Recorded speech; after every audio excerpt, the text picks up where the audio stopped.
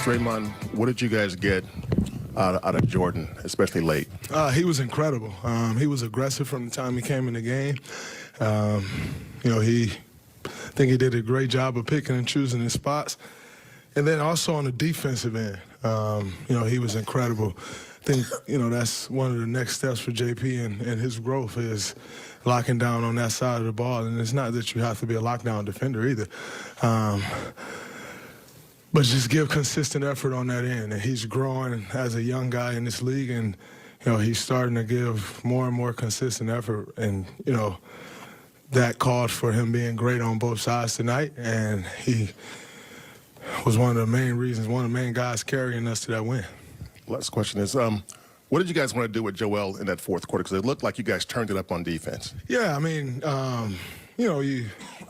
what's up, man? Yes. No school. With a guy like that, you never really want to give them a steady diet of anything because they just figure it out.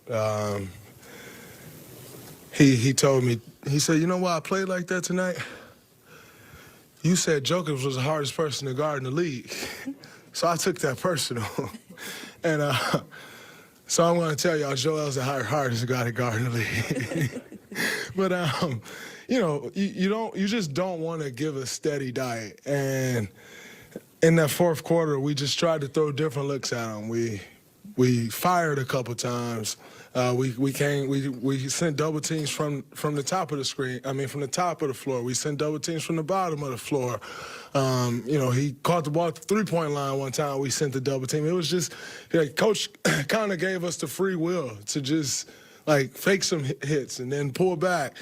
And, just tried to keep him off balance. Loon did an incredible job all night of just battling him. And in saying that, he finished with 46 points. But the way Loon battled and just kept a body on him all night, the hope is that you wear him down. And, some of those shots that he was making throughout the game, you got during that fourth quarter, last 6 minutes of the game, he missed a few of them. And so just got to trust your defense and trust your process, and we did a good job of that. I was wondering if I can follow up on Jordan.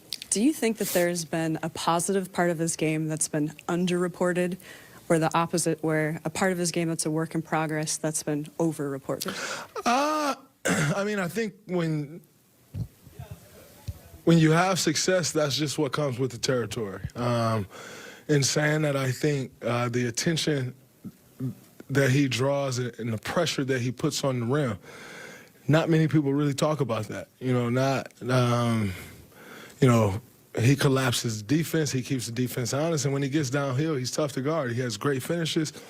And he's a good passer as well. And so I think that's probably the part that's been underreported. It's just how much pressure he can put on the defense going downhill.